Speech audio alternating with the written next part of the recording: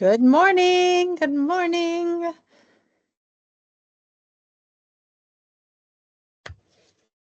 It is.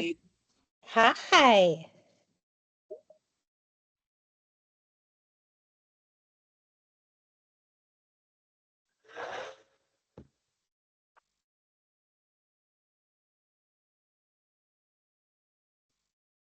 All right. Well, welcome.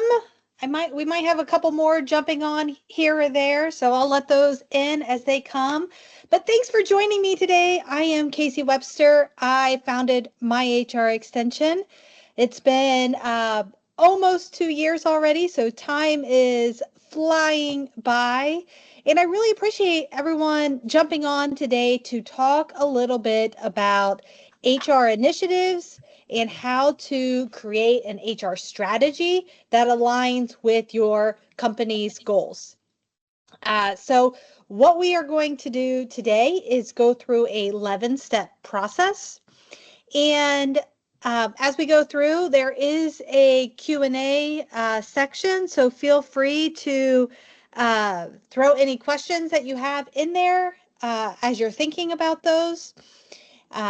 And then we'll definitely leave time at the end to ask questions and to chat a little bit more. So a little bit about my background. I've always say that I've been in HR since I've been like 7 years old, and my mom was in HR. That's how I learned the field. My mom and aunt both in HR, and I remember I was probably like 7, 8 years old, and mom would bring home like the old paper applications, like they were like professionally printed, beautiful. And my job was to separate them into different stacks based off of how they check certain boxes throughout the application. So I might have a stack of felonies here and the stack of non-felonies. And we're talking, this is probably like 1990, back when we had all different kinds of questions on our applications and we're approaching the workforce much differently. And um, to helping with the Christmas party. And I think when I was probably about 10 or 11, dressed up as the Easter Bunny for an event that my aunt's company was having. So I've been in the field for a very long time. And, my mom, when I started college and I decided I was going to follow in those footsteps, she said to me something that I will always hold close to me. It's how I kept it in mind my whole career. And it was, I want you to become a really strong business leader who specializes in HR. And they didn't quite understand, when you're 18, 19, getting ready to go off to college, what that meant. But I really held that close. And as I think about like what made me so successful throughout my career, it was really focusing on becoming a business professional. And so my mission and what I'm out trying to do is to really change this negative stigma that comes with the word HR. Like it amazes me as I started this HR consulting and training company, when I tell people I'm in HR, I get the, oh, kind of that like sideways, like, oh, like gritting through their teeth, like, oh, that's nice. And, I don't get a lot of people when I tell them what I do go like, oh, that's amazing, or how exciting. Like, and it's just been an interesting observation. When I was in the corporate world, I'm stuck in my office or out on the shop floor with the employees. And, so I didn't get out of my doors a lot. So that was one of like my biggest, like, this is interesting as I started this HR consulting business. And so what I'm on a mission to do is really to get rid of that negative stigma that comes with that word. Too often people are hearing HR and they think compliance, paperwork, in the department that like slows things down. Why can't we fill jobs, or, why can't we have better benefits? All those questions that were tackled with. And, I believe every CEO out there, I want to help them learn how to run people first organizations. And I'm not saying like, you go out to every career website, every company website, you see people first all over, right? Like it, but our CEOs aren't always running that way, right? And so what I want is to develop our CEOs so that they become more of those people first leaders, so they know how to best utilize HRs. Uh, and what we're going to be doing today is I'm going to go through 11-step framework with you. And it's really looking at those CEO level objectives and how we are going to take those and we're going to translate them into HR objectives. And if you're not at the top of your organization, that's okay, because we're also going to talk about how do you take your VP of HR, your CHRO's objectives, and what do you do with it at your level of the organization. Um, and we're really going to be talking about how to write these in a way that is in the language of our CEOs, so that we can stop becoming, order takers and start really becoming strategists. And then at the end of this session, I'm going to give you a link where you can actually download this 11-step process. And I'm also going to send you a form that you can fill out, and you can actually submit your business objectives. You can definitely do it vague, not mention what the company name is. And what we will do is I'm going to choose one of those. And on Thursday at the same time, I'm going to actually walk through these 11 steps with one of your business's objectives and show how we can use those 11 steps to help you create your HR strategy for 2026. Because I know all of you are getting ready for open enrollment, performance reviews, payroll changes with year end. Like it's that time of year, HR professionals, right? It's getting crazy. And on top of that, if you have a January 1 fiscal year, you're getting ready to roll out new objectives and HR strategies as well, right? So at the end of this week, I want you to be able to walk away confident, to be able to use this 11-step framework to go write your HR strategic plan for 2026. So let's dive in. So step 1 in the 11-step process is to identify the core initiatives, right? So this is just getting with our CEO and it's like, hey, what are the goals for this year? And in the perfect world, HR should have already been a part of deciding what these goals are. But these are really, what are those things that the CEO has taken to the board or to our investors and committed to? What are those things that he said that these are the things that are possible that we're going to go after in 2026? And for today's webinar, I'm going to use 4 different examples of 4 metrics that are, they work across almost all industries. And we'll use these 4 business objectives throughout the 11 steps as we walk through it. So the first one is our CEO just told us that we need to expand into 2 new geographic markets with a $5 million revenue target. And then, I feel like I'm a little, okay. The second objective is to improve gross margin by 5 percentage points. So gross margin, so that's sales after all of our cost of goods or cost of services. How much did we make after producing it? So we want to improve that gross margin by 5 percentage points. We want to, this is, I hope on all of yours next year, invest in AI automation to improve efficiencies across the entire business. And our CEO also wants to improve our customer satisfaction score by 20 points. And we use a system called the Net Promoter Score in our company that we've created today. So our CEO has handed us, here you go, HR. Here are the 4 initiatives I need your help through people to accomplish in 2026. And what we're going to do is it's like, okay, like what type of initiatives do we need to do to expand into new markets and grow by $5 million, right? So some of the first things we're going to do is we're going to move into step 2. We have our 11 or our 4 objectives that the company wants to do.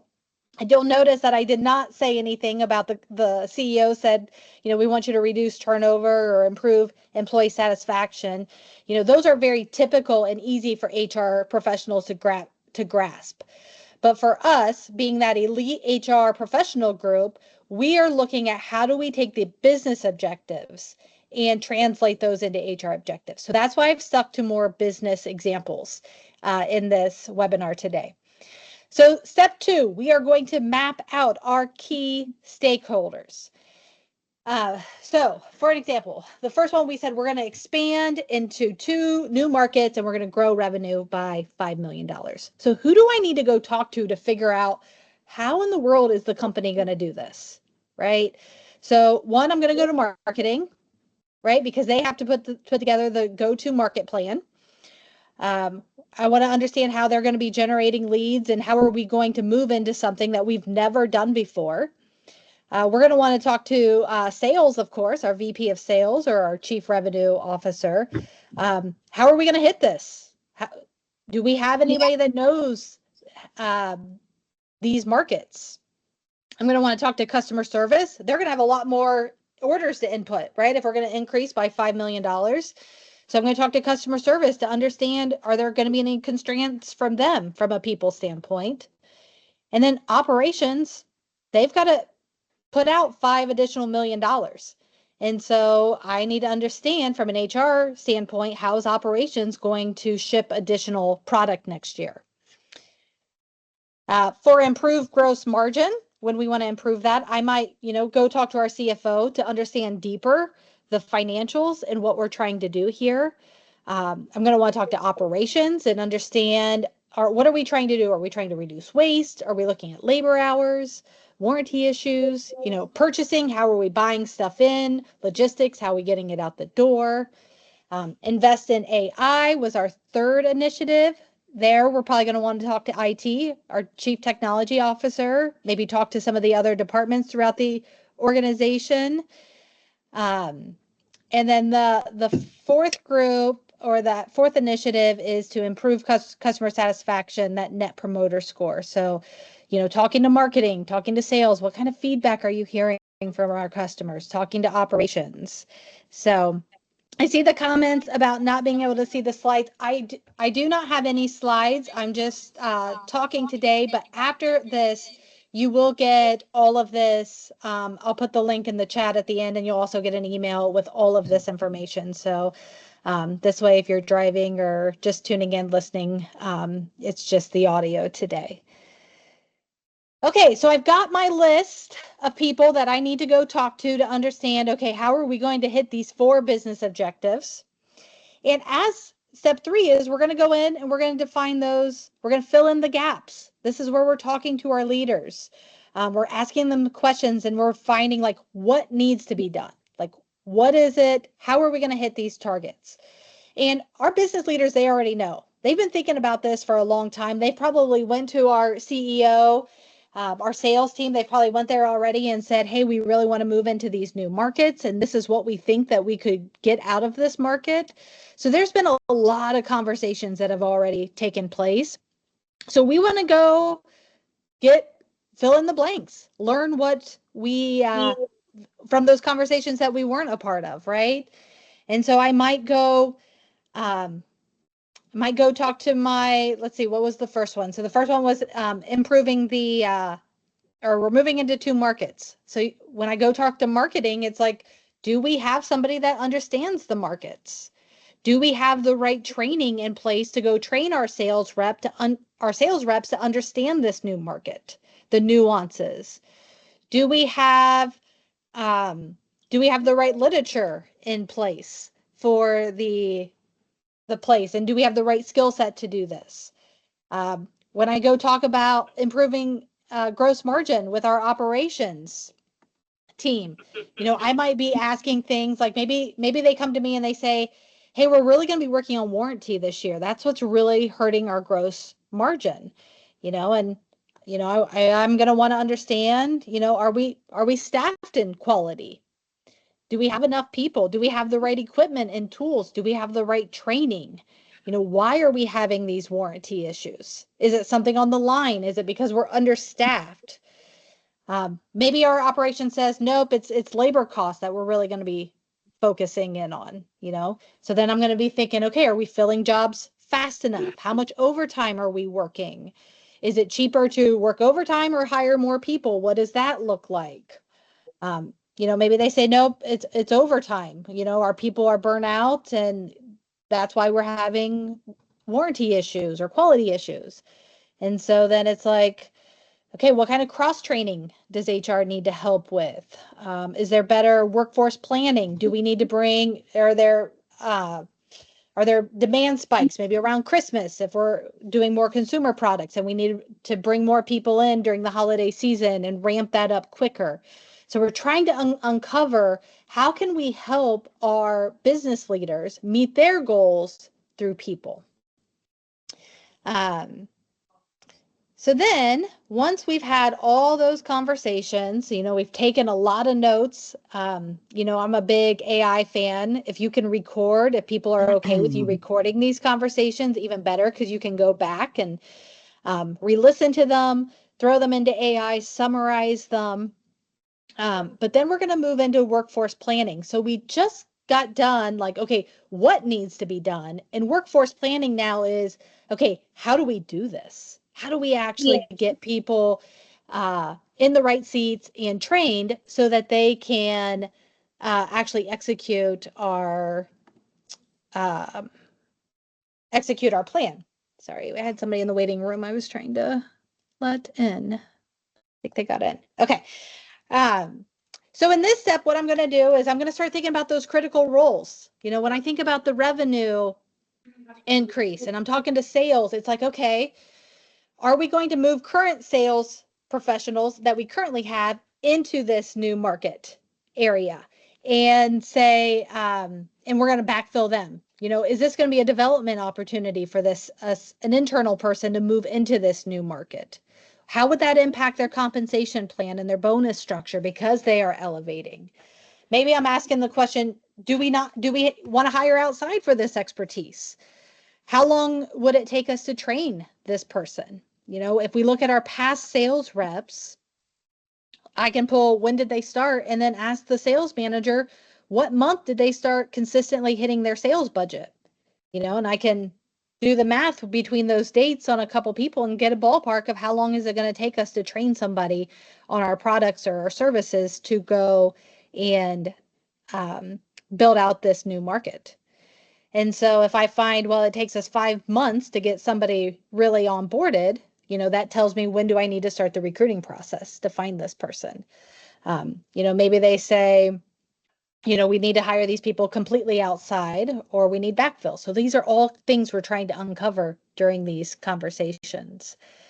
Improving that gross margin example. We're looking at the skilled labor on the floor. Do we have the right amount of people? Do we have the right training in place? Do we have the right succession in place? What do our exit interviews say of why we're turning people over, if that's where we need to focus? Our third objective was investing in AI and automation. So do we have somebody in-house that is an AI expert yet?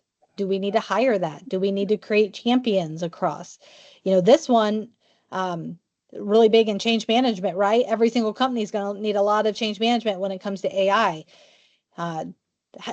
Does somebody who's going to own putting together the change management process? Is that HR? Is that IT? Is that together? Net promoter score, looking at our customer service reps, are they trained well on how to answer the phones? What is our call drop? How quickly are people getting responded to? How long are they waiting on the phones? Do we need to add a customer service rep because people are waiting too long on hold? All those type of people questions we're asking during this phase. And then once we know, okay, this is what we need, and this is who we need to do it, now we have to translate that data into the actual action plan, right? Like, here's how we're going to actually do it. So when I think about those two markets, what's the data gathered? Let's say it takes 6 months for a sales rep to meet their quota. If we miss that revenue goal, we're going to, if we don't get them in on time in a full 6 months or full 12 months of actually on the sales floor, actually trained, right? Like, what is that? Can they hit their target in 6 months? Is it 12 months? So when do I need to hire? Um, and then maybe we decide, HR, our part of this is going to be to focus on onboarding. 6 months is way too long for them to hit their quota. So our initiative for how we are going to expand into these two new markets is we are going to reduce our sales onboarding process and work on that. So maybe that's how we connect in. Gross margin. Let's say we decide warranty claims are going to cost us $1.2 million. And so we want to figure out how we can improve these quality issues through labor. So then what kind of training do we need? What kind of process improvements do we need? Are there skill certifications we need to look into or outside training we need to send people to understand how to root cause analysis our quality issues? Invest in AI. Let's talk about that one a little bit.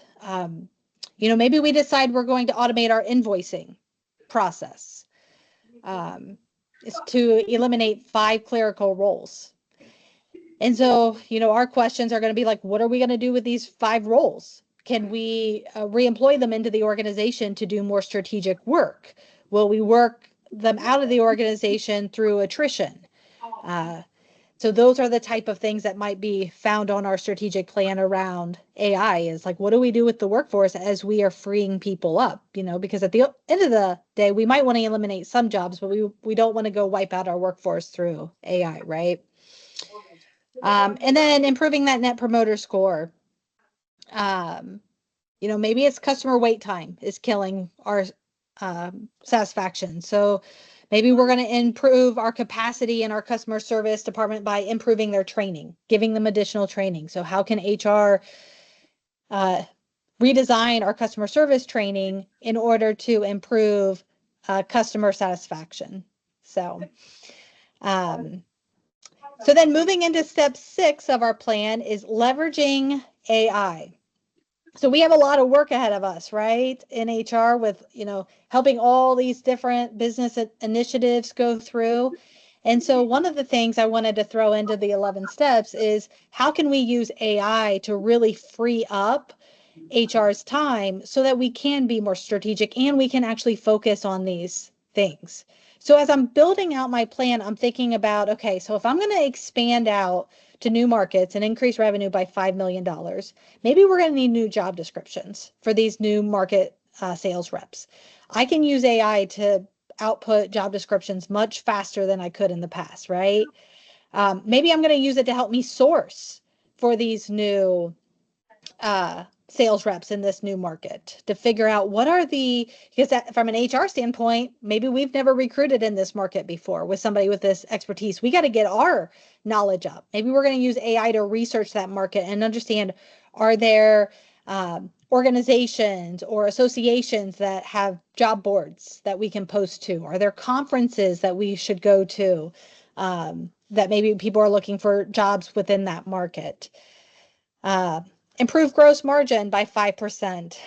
Workforce scheduling, workforce analysis type work, all of that data analytical type of work, wonderful to be able to throw into AI and have it do some analysis for us. We don't have to spend hours in a worksheet anymore or knock on finance's door to help us with that. So we could use AI to help us really do some workforce analysis. How do we invest in AI using AI? As HR, we can model one of the first departments to adopt it. Let us experience it first. And then that way we know how to train and push it out in the change management, what things that we struggled with.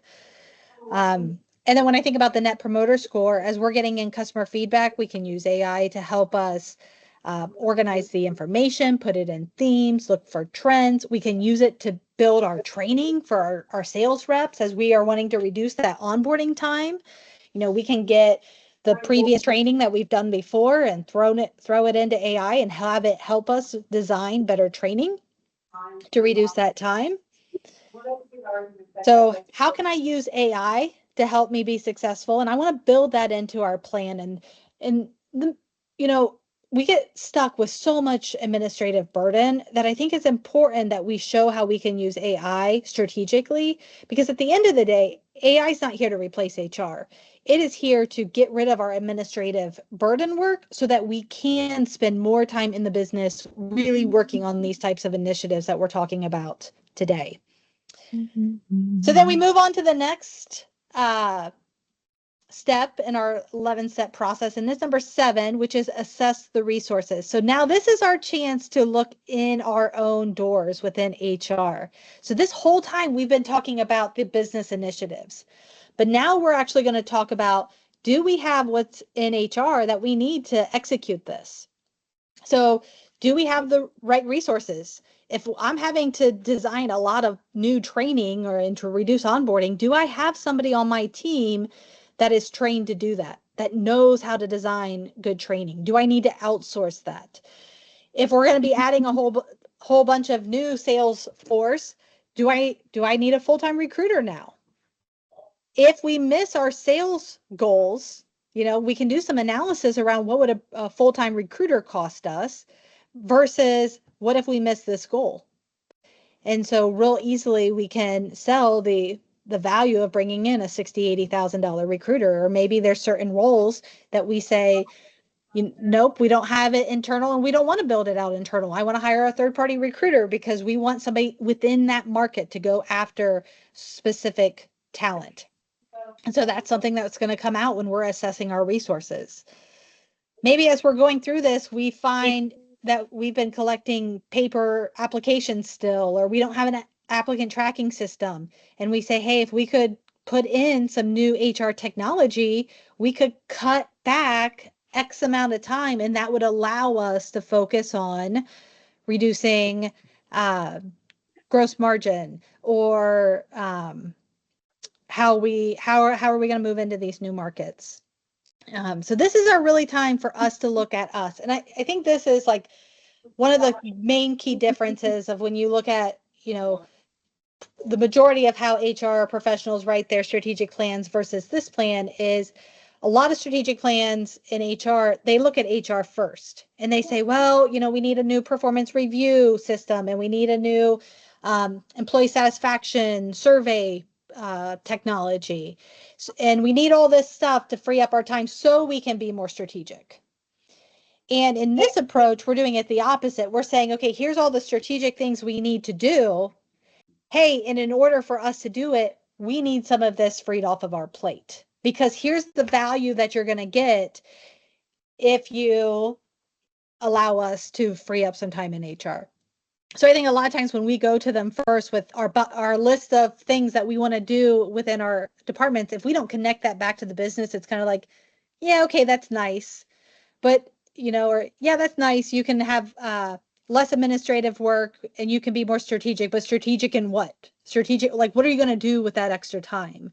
It'll allow us to get in the business. Okay, but like what? What does that mean? Like, what kind of impact is that going to be having? So by putting the business first, it's easier for us to sell these HR initiatives because they already see us being strategic and being able to think differently. So once we have those assessed, we're going to move into step 8, which is really building that action plan. So what's the goal? What's the initiative? Who's going to own it? Who's going to be accountable within the HR team? Are we aligned with the other departments? Is it on theirs? What's the timeline? What's the metric that we're going to use to track this? And I'm sure everyone has some kind of format already today. It's like who, what, when, where, right? And then we're going to move into creating that scorecard. So we need to track and we need to show our success. So we're going to pick 3 or 5 of key metrics to say, like, these are our North Star metrics, and this is what we're going to hold ourselves accountable for. And we really want to change our conversations from HR is busy to HR is delivering business results. So when you're thinking about what targets you want to use, I want you to think about how to make that switch, showing that you're delivering business results. So if you're at the CHRO VP level, your business objective should be almost identical to the CEO's, right? But then as you move down, it's like, okay, how are we going to do this at the director, manager, and so forth level? So under that, the grow by 5 million in revenue in 2 new markets. In HR, it's going to have, expand our sales force, reduce our onboarding for training of new sales force. And then maybe one of our metrics we're going to choose is time to fill for sales roles. Or maybe it's going to be the percentage of new hires hitting their quota within the first 4 months. So those are the things that I want you to be thinking about, is what are those different metrics that can be added.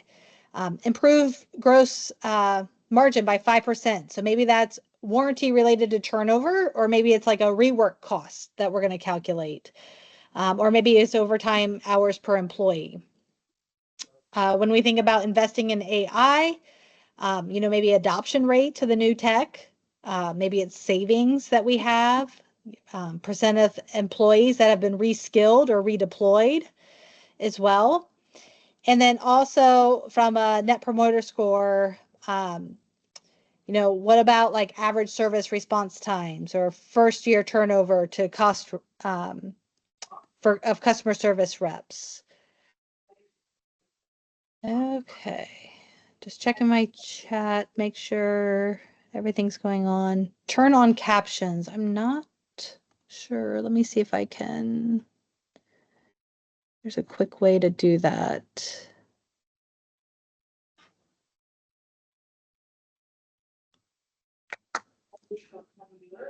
I am not seeing where I can turn on captions, but I will send the transcript out after.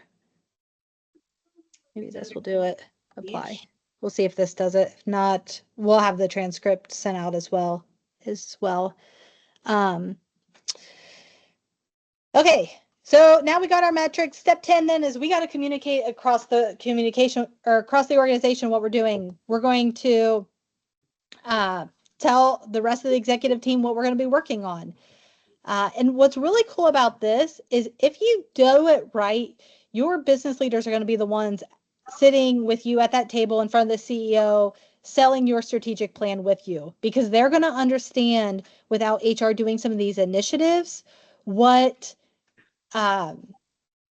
would impact their organization, how would it impact their goals. So we want to make sure that they have been along the way. So like when I'm asking for a new performance management system, they're rooting me on. When I'm asking to hire a third-party recruiter so that I can really dig into these markets and tap into some talent to help us hit that revenue goal, that my VP of sales, that they are aligned and they're arguing with me. I've been in executive board meetings where literally we're all voting on initiatives. You have a bucket of money and it's like, how are we going to spend it? And you want to make sure when you're voting on some of those things as an executive team, you've got them already aligned that they are willing to put some money in your bucket. And even better is as you're working through this, it's even putting maybe some of that money into their buckets, because sometimes they can have they have larger pools of money. So can we talk to sales about putting a third-party recruiter or additional training resources into their budgets? HR would be using that money with them and partnering with them, but that's another approach that you can take. And we're going to want to make sure as we are in that meeting, presenting it and communicating it with our peers, that we're using their language. It's about the business metrics, and so forth. And then once we get through that, it's time to implement, and then we're going to review and refine it. We're going to continuously look at it. How's it going? Is it working? Are we making progress? And we're going to run a report out on that scorecard on a monthly basis to that executive team to show here's the progress, here's the roadblocks, here's what we didn't expect to happen. So that will be things that we are going to be doing all throughout the year. And it's okay to change them. If something comes up and it's like, hey, we need to change it. We hired a new sales rep and they didn't hit the quota in 4 months like we were trying to hit. Well, what else needs to be done? What did we learn from that? And what are we going to do differently next time? And then we repeat the cycle, right? the end of the year, we're going to review how did we do, and then from there we're going to build that next year's strategic plan. And each year, as those business leaders see that impact that you're having by going more of a business strategic route, the more buy-in, the more power you're going to have on influence to get people to do some of the things that you're looking for. So that is the 11-step process. Like I mentioned, I am going to, I'll add a link here to the chat with a link that you can actually go get that 11-step process from. But right now, what I want to do is open it up to questions. You can type it in the Q&A, or you can unmute yourself, and we'll go from there. Hopefully, those of you that were looking to get it translated, we're able to find the captions. But go ahead. What kind of questions do we have?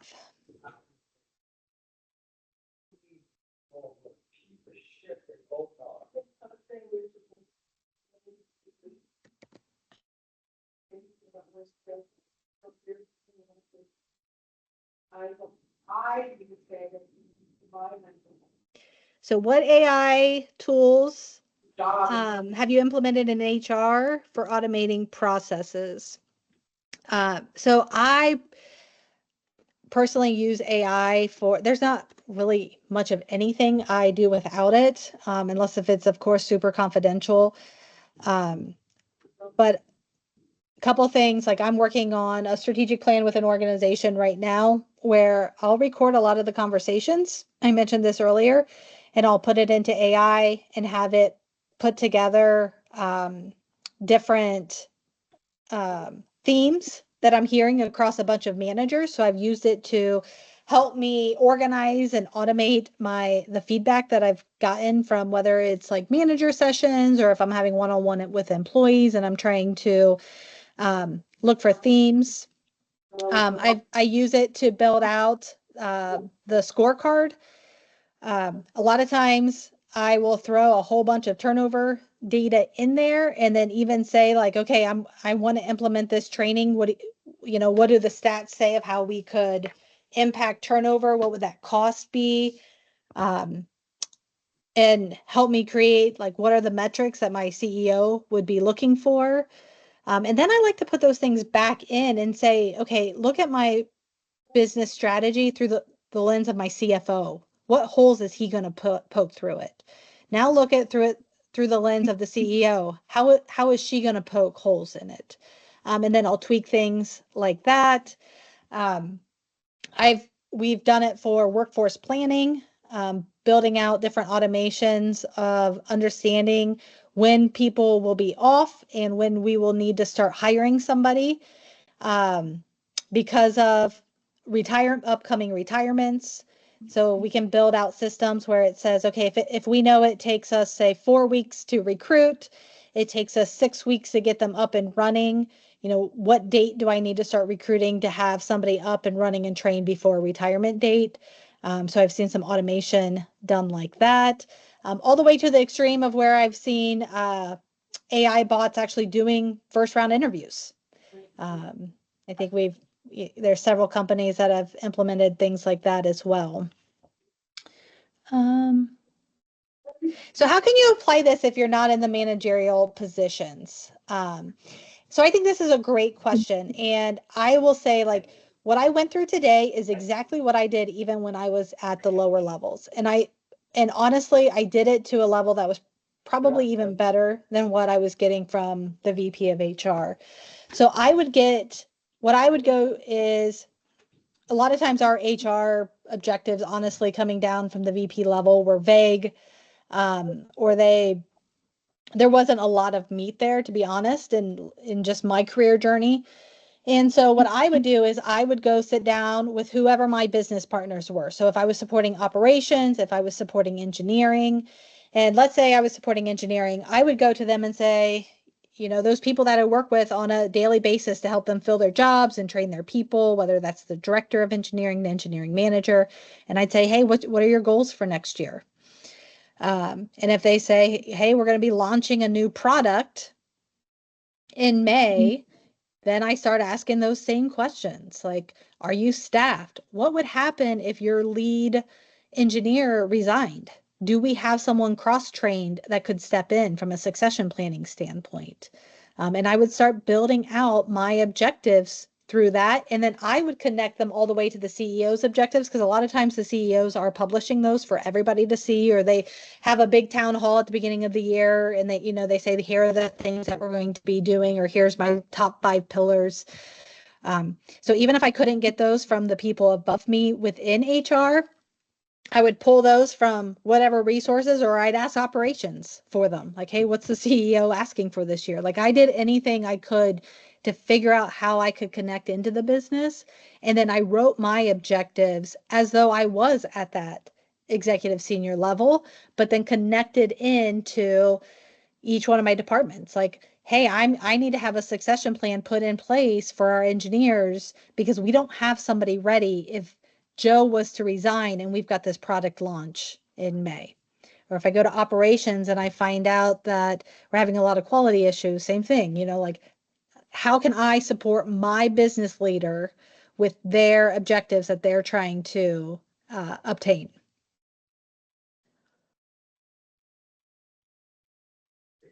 So what AI tools is more effective for HR professionals? So one, a lot of your HR technologies that you already have in place probably have some of this in place. So I know like Paylocity, Paycor, ADP, Workday, they've all got those built in. So if you can utilize those, I think that is a great place to start. Uh, you know, I, you know, you pick one and play with it. They are releasing so many so often that it is hard to say like, okay, here's the one. I personally use ChatGPT the most.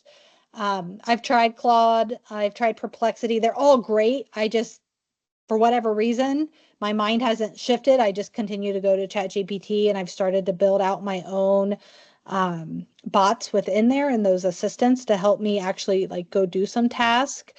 Um, so I would just start, pick one and just start playing with it. I also think HiGen is going to be really powerful for HR professionals. A lot of times we can't get the funding for things like benefit meeting, like videos, or marketing doesn't have time. So to be able to create an avatar with a voice, and we can type out a script and then we could send that to all of our dependents. So I'd start playing with maybe some of those video editing ones as well. We do have a hand up. I'm trying to get screen so I can see your full name. Starts with, is it Carlos? Do you want to unmute and?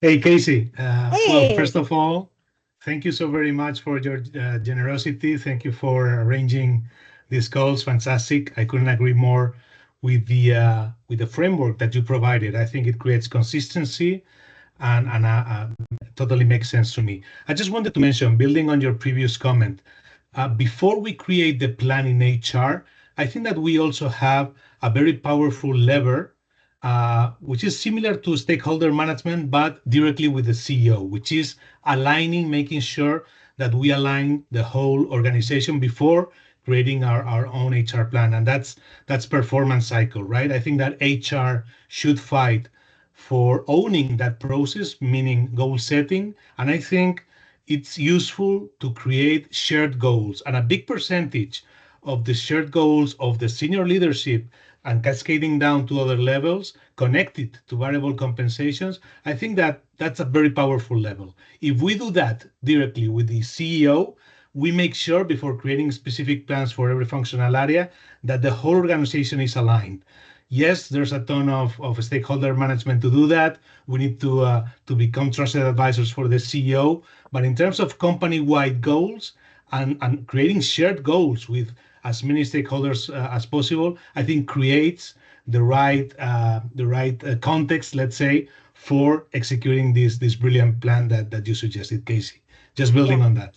Yeah, I think that's wonderful. Yeah, there's not a day that goes by that if you can't get the CEO's ear for a little bit. I always, and some of this is probably like the ego of the HR person, but it's like I should be the CEO's right hand.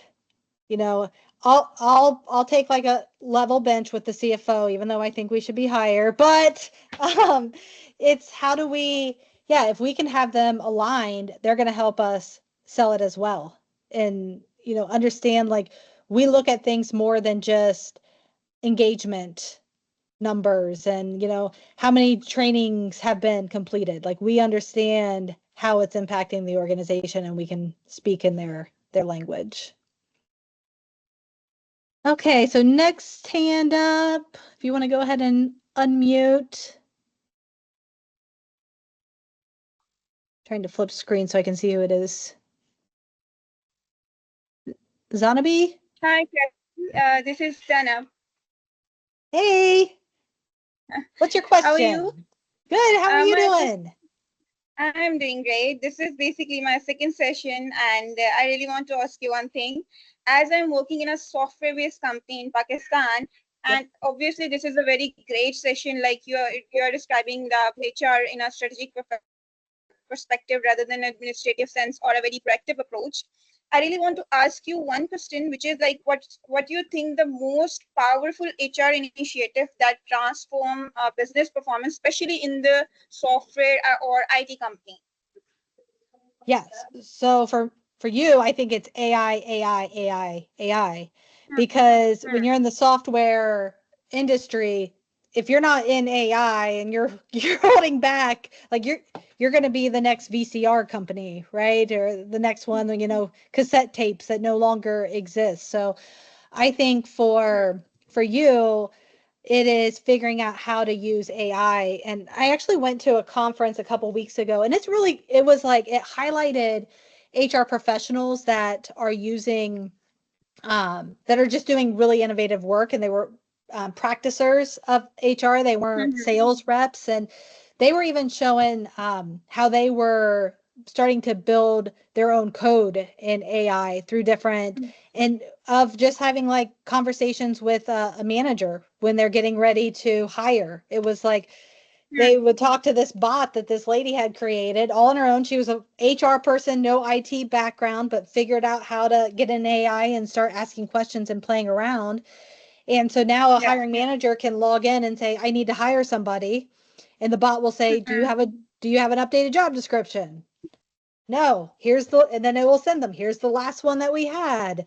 Are there any changes that we need to make to this? And, it started the process. So I think anything that you can do to continue to educate yourself on AI, on change management, I think that's your business is going to have to work on management within the industry, right? Like getting more customers to adapt to AI. So if you can come in through that lens of here's how change management work, and this is how people think, and this is why people are scared. I think that brings a lot of business value as well. Thank Does you that so help? much, Kathy. Yeah, absolutely. Great. Britt, you want to unmute? Yes.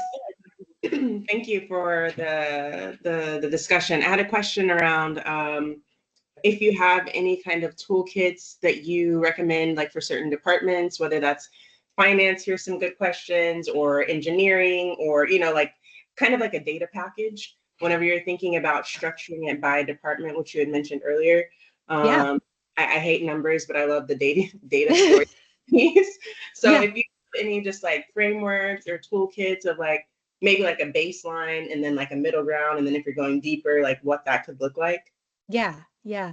So definitely in the chat, I did put the link to the 11 steps. So go out there and check it out. There is an example that walks through each one of the steps, and we're going to do one on Thursday as well.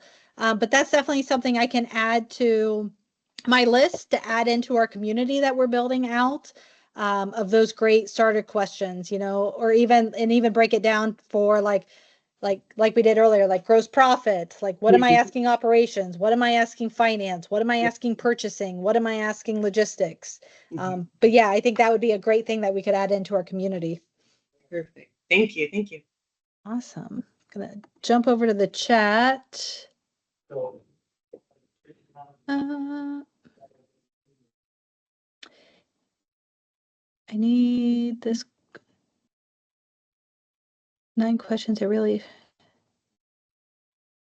I like this. So 9 questions a real HR strategy should answer. So why do people stay? Why do they leave? Where are we over relying on individuals? All that tribal knowledge, right? Where's our next leadership gap? Who's not getting promoted and why? Are values visible in conflict? How fast do people grow here? And are we hiring for the future or just filling seats? Somebody put a nice recommendation for an AI recruiting tool out there to help streamline hiring that's free of cost.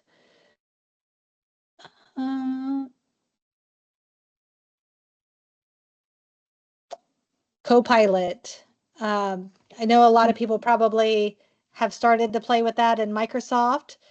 So that's I love it. It's great for answering emails and just real quick with documents and right there on Excel. So that might be something you want to talk to your IT department about as well. How do I influence my colleagues and the HR head to stop firefighting 90% of the time? That's wonderful. So it's data and showing that you're getting your way. So a great example of this is back when I worked for a medical device company, I was the HR person that always got all the approvals. I was the one that was able to add a new headcount. I was able to add a trainer. I was able to build an actual training center. And how I did that was just walking the talk. I went and was really tight with my controller of the plant that I worked with, as well as my plant manager. And we ran that company together. We ran our site together, the 3 of us. And so working with them, leaning on them to help teach me how to write ROIs, how to write business strategies.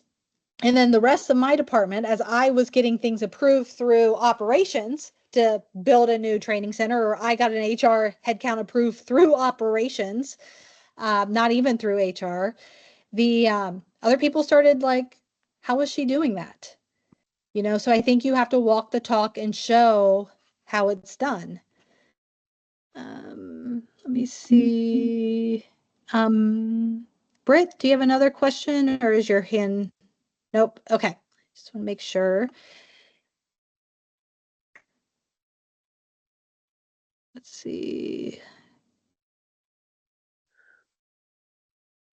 Doesn't add to our perception as busy. Yeah.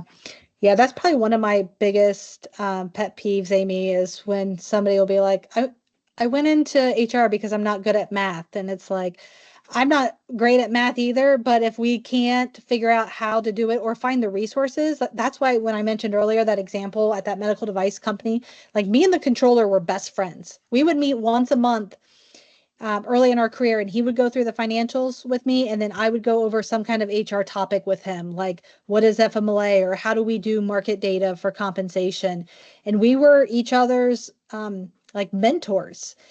And so I had that such a strong relationship with him that even though I wasn't great at building ROIs and financial analysis, I could lean on him and say, hey, this is what I'm trying to do. Can you help me build the spreadsheet? So even if you're not good at those skills, find somebody in your organization and make really good friends with them and build that relationship and go from there. And then I have only worked for small and mid-sized family-owned businesses throughout my 20 years before I started the business. So it absolutely works in those type of environments.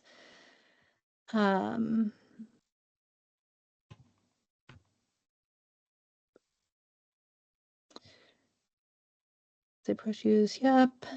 What strategies can we implement in our hospital to reduce staff resignations considering the fear of terrorist attacks in the area?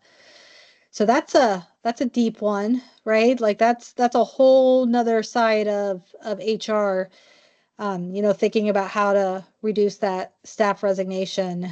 When I think about like who would I go talk to in that? So I would talk to like the hospital security. I would ask them like, hey, what kind of security do we have in place? What do we need to improve here to make people feel more comfortable to come work here? Do we have, is it gated? Do we have, you know, is our how's the building structured? If we were to be attacked, are we safe? Have we trained our employees what to do in that? So I'd probably start with security in your example and figure out what is the current situation like, and if there are ways that we can improve it, what are the ways we can improve it to make it more safe? And then how do we communicate that to our employees and our potential employees about what we do to keep them safe? So I think that's where I would start on that one, and keep me updated on how you do that, because that's not one that I've ever had to deal with here.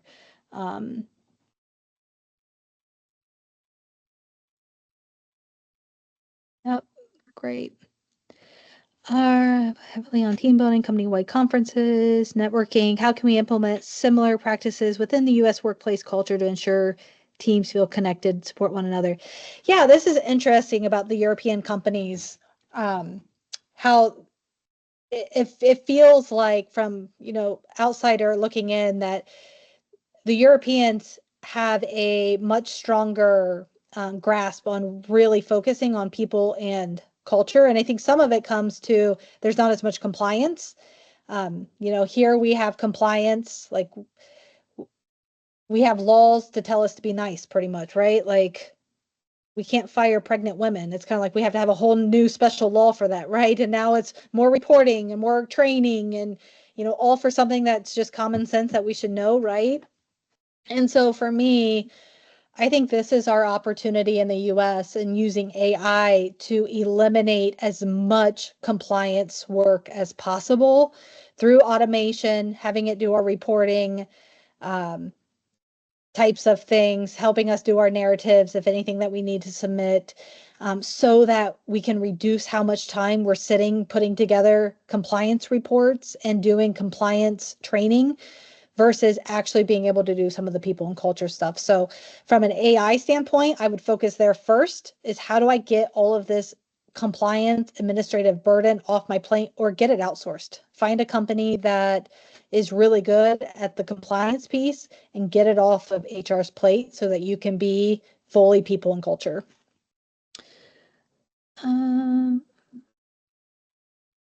All right, so we are almost to 2:00 and I want to respect everybody's time.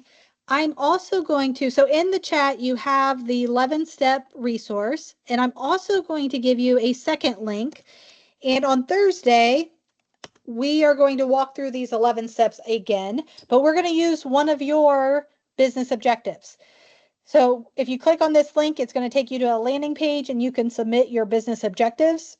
And then I will prepare ahead of time and walk through the 11 steps of how I would approach this situation, and who I would go talk to, what kind of questions I would be asking, and so forth. So make sure you throw your information in there. I won't share companies. Don't put anything in there that's confidential, because we definitely don't want company strategies getting out to our competitors. So make sure you're keeping them generic enough that it could apply to other businesses, but enough that I can actually walk through the 11 steps with you. Again, you have the free resource. I will send out a reminder about Thursday's meeting as well, with the link. You don't need to register. I'll just, everybody on here, I will send you the meeting invite for Thursday. And then if you are interested in joining our HR community, where we are working with the elite 10% of HR professionals that are doing things differently, feel free to reach out and we can tell you more about it. But same time, yep, 1:00 Eastern Standard Time, and we will get that sent out. So thank you everyone for joining, and we will see you on Thursday. Take care. Thank you. Take care, Casey. Thank you. Thank you all. Take care, Cassie. Thank you. Thank you. Okay, thank you. It's a nice session. It was first session. Okay, thank you.